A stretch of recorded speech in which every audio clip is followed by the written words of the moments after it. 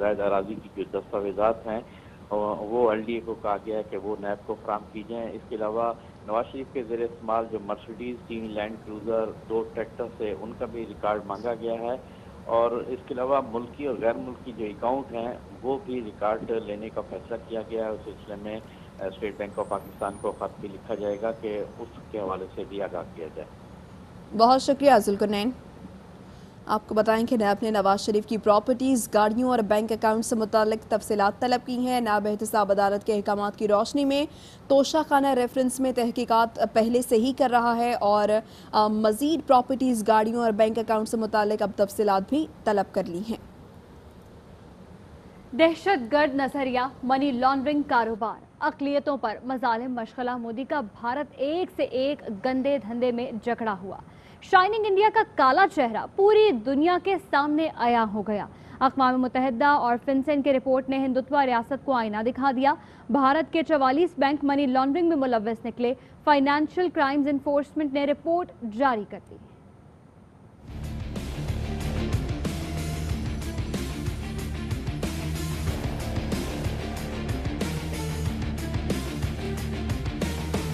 چور مچائے شور، کالا دھن سفید. دہشت گردوں کی سہولت کاری، بھارت کے بڑے بینکس کے کالے کرتوتوں کا بھانڈا پھوٹ گیا. بھارت میں منی لانڈرنگ سرگرمیاں روکی نہیں جا رہی. امریکہ کے فائنینشل کرائمز انفورسمنٹ کے دستاویزات میں بڑا انکشاف. Canara Bank, IndusInd Bank, Bank of Baroda, Punjab National Bank, Kotak Mahindra, HDFC سمیت 44 بھارتی بینکوں نے مشکوک ٹرانزیکشنز کی. بھارتی بینکوں نے 3201 غیر قانونی ٹرانزیکشنز کی، جس کے ذریعے $1.5 ارب کی منی لانڈرنگ ہوئی. UN رپورٹ میں بھی کیرالہ اور آسام میں دہشت گرد گروپس کی نشاندہی. کیا یہ رقم ان جیسے گروپس کی معاونت کے لیے استعمال ہو رہی ہے؟ سوال اٹھ گئے. انڈین پریمیئر لیگ میں بھی کالے دھن کا استعمال. سونے اور ہیرے بھی منی لانڈرنگ میں استعمال کیے جانے لگے. فنسین کے مطابق بھارت میں منی لانڈرنگ میں نوادرات کے اسمگلر ملوث ہیں. اور بریگیڈیئر ریٹائرڈ حارث نواز کا اس پر کہنا ہے کہ اس رپورٹ کے بعد اب کوئی شک نہیں رہا کہ بھارت منی لانڈرنگ میں ملوث ہے. اس رپورٹ کے فیکٹ اینڈ فگرز پر بھارت کو نہ صرف دہشت گرد ملک قرار دینا چاہیے اور اسے گرے نہیں بلیک لسٹ میں ڈالنے کا مطالبہ کرنا چاہیے. بھی نہیں ہے کہ بھارت میں تھروٹ منی لانڈرنگ کر رہے ہیں اور جو پاکستان میں، بلوچستان میں، افغانستان کے تھرو ہو رہی ہے وہ بھی سارا منی لانڈرنگ ہے. تو یہ رپورٹ آگے یونائٹیڈ نیشنز کی اور US کی میرے خیال میں سب سے امپورٹنٹ قدم پاکستان کو کرنا چاہیے. جس طرح انڈیا نے پاکستان کے لیے پرابلم کریٹ کی FATF میں اور پاکستان کو گرے لسٹ میں کیا گیا، اب ہمیں فیکٹ فگر کے ساتھ جو 44 بینک کی 3201 ٹرانزیکشن ہوئی ہیں، $1.5 بلین منی لانڈرنگ کی گئی ہے، اس کے ریکارڈ کے ساتھ ہمیں جانا چاہیے کہ انڈیا کو بھی اب جو ہے وہ ایک گرے ٹیررسٹ ملک قرار دینا چاہیے اور اس کو گرے لسٹ پر ڈالنا چاہیے، بلکہ بلیک لسٹ پر ڈالنا چاہیے. کیونکہ یہ روک سیٹن کو کوئی ڈر ہی نہیں ہے، ہر لحاظ سے تجارتی سے مقرر ہیں. یہ کشمیر نیوکلیئر فلیش پوائنٹ بن چکا ہے. عالمی برادری توجہ دے. مسئلہ کشمیر حل ہونے تک جنوبی ایشیا میں پائیدار امن و استحکام ممکن نہیں ہے. کشمیر کے سفیر نے دنیا کے سب سے بڑے فورم پر پھر مظلوم کشمیریوں کے لیے آواز اٹھا دی. وزیر اعظم عمران خان نے جنرل اسمبلی سے خطاب میں کہا کہ عالمی برادری لازمی کشمیر میں انسانی حقوق کی سنگین خلاف ورزیوں کی تحقیقات کرائے. 5th August last year, India illegally and unilaterally sought to change the status of the occupied territories and deployed additional troops, bringing the total number to 900,000, to impose a military siege on 8 million Kashmiris. Indian occupation forces have used brute force, including pellet guns, against peaceful protesters, extrajudicially murdered hundreds of innocent young Kashmiris in fake encounters, refusing even to hand over their bodies for burial. International community must investigate these grave violations and prosecute the Indian civil and military personnel involved in state terrorism and serious crimes against humanity. Changing demographic structure of occupied territory is a war crime. In order to divert attention from its illegal actions, India is playing a dangerous game. Ceasefire violations along the line of control and the working boundary, targeting innocent civilians. We have consistently sensitized the world community about a false flag operation and another ill-conceived misadventure by India. I want to make it clear that any attempt by the fascist, totalitarian, RSS-led Indian government to aggress against Pakistan will be met by a nation that will fight for its freedom to the end. There will be no durable peace and stability in South Asia until the Jammu and Kashmir dispute is resolved on the basis of international legitimacy. Kashmir has been rightly described as a nuclear flashpoint. The Security Council has considered the situation in Jammu and Kashmir 3 times in the past year. It must take appropriate enforcement actions. It must also take steps to protect the Kashmiris from an impending genocide by India. Pakistan has always called for a peaceful solution. To this end, India must ascend. To reach this end, India must ascend the measures it has instituted since 5th August 2019, end its military siege and other gross human rights violation, and agree to resolve the Jammu and Kashmir dispute in accordance with the relevant UN Security Council resolutions, and of course, the wishes of the people of Kashmir. चोरी की गई दौलत की वापसी तकरीबन नामुमकिन है। General assembly को गैर कानूनी मालियाती मुंतकली और लूटी गई रकम की वापसी के लिए मौसर कानूनी फ्रेमवर्क तश्कील देना चाहिए। वज़ीर आज़म इमरान खान का जनरल असम्बली से ऑनलाइन खिताब। इमरान खान ने कहा, अमीर मुल्कों में इस मुजरिमाना सरगर्मी को रोकने के लिए सियासी अज़्म की कमी है। That could be used towards human development is siphoned off by corrupt elites. The loss of foreign exchange causes currency depreciation. That in turn leads to inflation and poverty. The quest for getting back these stolen resources is nearly impossible. Moreover, the powerful money launderers have access to the best lawyers.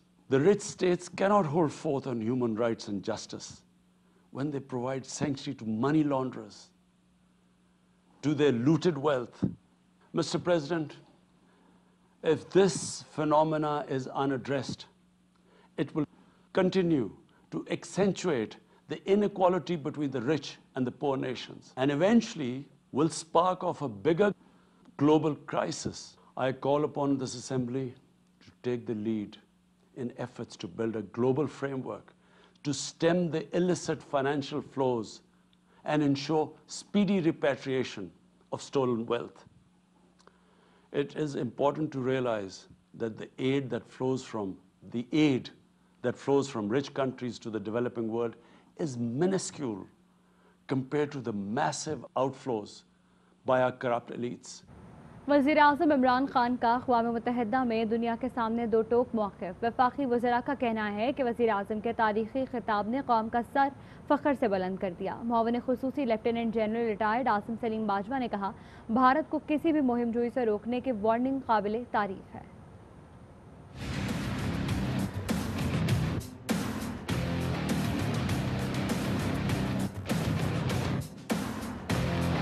अक़वाम मुत्तहिदा में भरपूर खिताब। वज़ीर आज़म इमरान खान एक बार फिर कश्मीर के सफ़ीर और आलम इस्लाम के तर्जुमान बनकर उभरे। वज़ीर इत्तलात शिबली फराज ने कहा, वज़ीर आज़म इमरान खान ने अपने खिताब में फिर RSS की इंतहा पसंद नज़रिए मनी लॉन्ड्रिंग के जरिए चोरी पैसे की वापसी के लिए फ्रेमवर्क की तजवीज़ दी। कश्मीरियों का मुकदमा दुनिया के सामने डट कर पेश किया। हम्माद अजहर ने ट्वीट किया, वज़ीर आज़म ने मौसर अंदाज में मसला कश्मीर, फ़लस्तीन, इस्लामोफोबिया और मुल्क से लूटी दौलत मगरिब में छुपाने का मामला उठाया। किसी भी लीडर ने इस बेबाकी से ऐसे आवाज़ नहीं उठाई। असद उमर ने कहा, इमरान खान का अक़वाम मुत्तहिदा में खिताब पाकिस्तानियों और मुसलमानों की ख्वाहिशात का इजहार होता है। किसी को खुश करने की कोशिश नहीं करते। ये आज़ादी उस वक्त आती है जब हमें मफाद का तहफ़्फ़ुज़ नहीं करना होता। शेख रशीद ने कहा कि वज़ीर आज़म की तकरीर से फ़लस्तीनियों और कश्मीरियों को हौसले का पैगाम मिला है। पाकिस्तान और उसके अवाम उनके साथ खड़े हैं, खड़े रहेंगे। मुराद सईद ने कहा कि वज़ीर आज़म ने दुनिया के सामने दहशतगर्द मोदी को बेनकाब किया, मुसलमानों की दिलाजारी, कश्मीरियों पर भारतीय मजालिम पर बात की, फ़लस्तीनियों के हकूक़ पर दो टोक मौक़िफ़ अपनाया। वज़ीर आज़म ने मनी लॉन्ड्रिंग के तबाहकुन नताइज पर भी दुनिया को झंझोड़ा है। معاون خصوصی lieutenant general retired Asim Saleem Bajwa نے ٹویٹ کیا کہ وزیر اعظم کے خطاب پر ہر پاکستانی کو فخر ہے. کشمیر، فلسطین، خطے میں امن پر واضح موقف قابل تعریف ہے. لوگوں کو غربت سے نکالنے کا عزم قابل تحسین ہے. بھارت کو کسی بھی مہم جوئی سے روکنے کی وارننگ قابل تعریف ہے.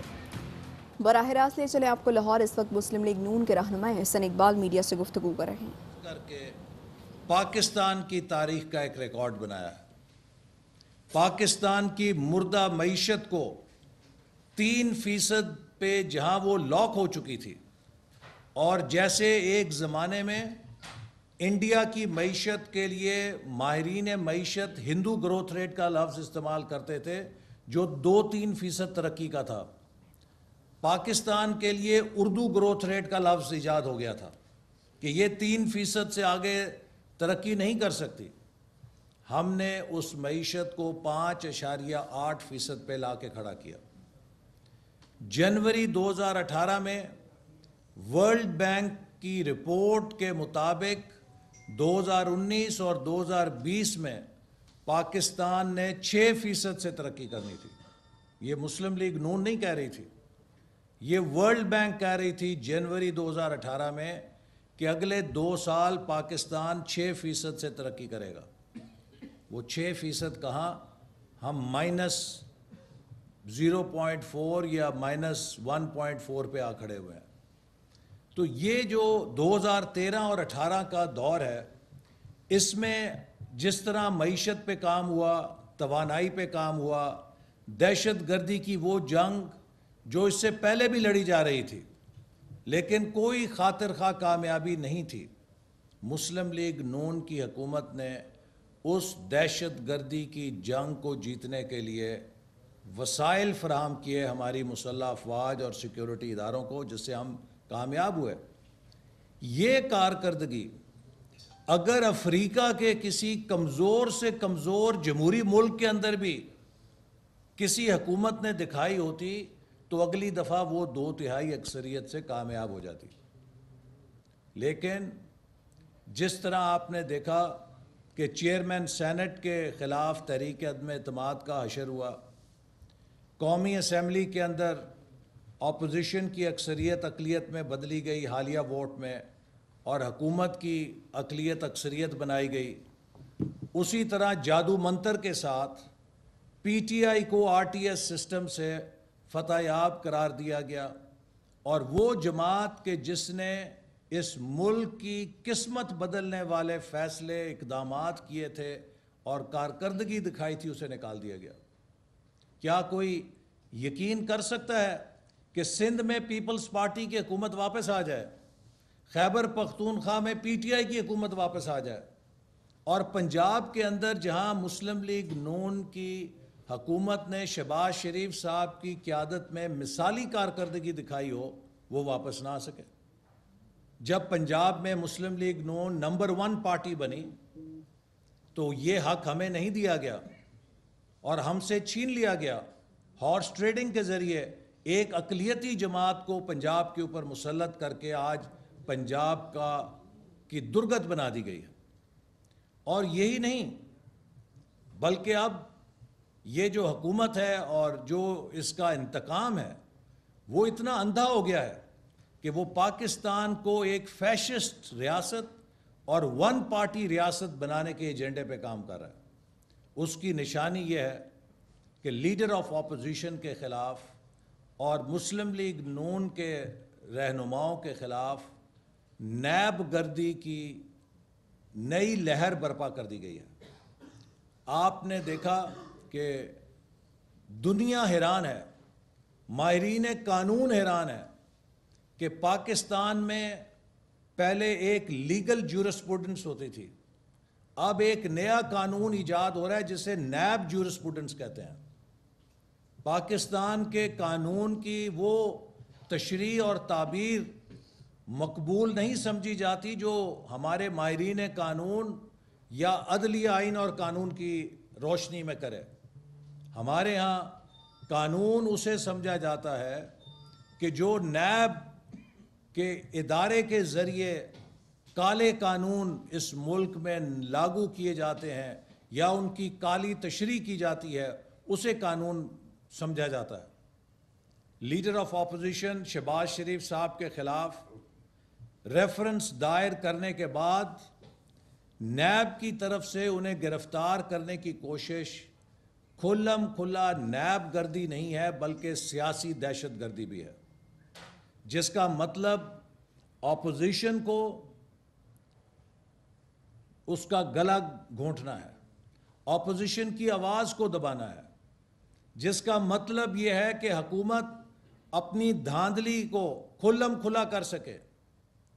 15 नवंबर को गिलगित बल्तिस्तान के अंदर इलेक्शन का ऐलान हो गया है और उस इलेक्शन में मुस्लिम लीग नून ने जो गिलगित बल्तिस्तान में खिदमत की है, जो मिसाली तरक्की दी है, मिसाली अमन दिया है, मिसाली गवर्नेंस दी है, गिलगित बल्तिस्तान में एक हुकूमत अपने मनपसंद नतीजे हासिल करने के लिए चाहती है कि ऑपोजिशन के हाथ पैर बांध के वो सूनी गली कर दे और उसमें कल्ला इमरान।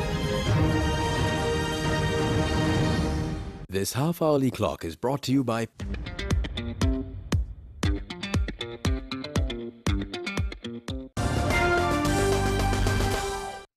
जब टेलन और 4G पे डेटा मिले मोर से ज्यादा, तो स्ट्रीमिंग करो मोर से ज्यादा, चैटिंग करो मोर से ज्यादा, बातें करो मोर से ज्यादा और रहो हमेशा टेंशन फ्री मोर से ज्यादा।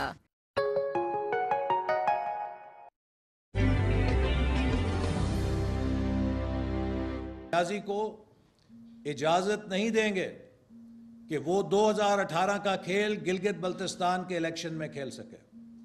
गिलगित बल्तिस्तान के अवाम नवाज शरीफ से प्यार करते हैं क्योंकि नवाज शरीफ ने गिलगित बल्तिस्तान को उनके हकूक दिए हैं, उनको वो तरक्की से रोशनास किया है जो 70 साल में किसी ने नहीं दी थी। गिलगित बल्तिस्तान का इलेक्शन डेवलपमेंट बजट दुगना किया। आज वहाँ पर नया एक तरक्की का दौर शुरू हो रहा है और अब मुस्लिम लीग नून की उस मकबूलियत को देखते हुए ये हुकूमत मुस्लिम लीग नून के सदर को गिरफ्तार करना चाहती है ताकि मुस्लिम लीग नून इलेक्शन की मुहिम में आज़ादाना तौर पे हिस्सा ना ले सके। तो ये सियासी दहशत गर्दी और धांधली के हथकंडे हम कबूल नहीं करेंगे। इसी तरह पंजाब जिसके बल्दियाती नुमाइंदों को पंजाब से छीना गया और गैर कानूनी तौर पे 51,000 मुंतखब बल्दियाती नुमाइंदों को बरतरफ। एक ब्रेक लेंगे, हमारे साथ रहिएगा।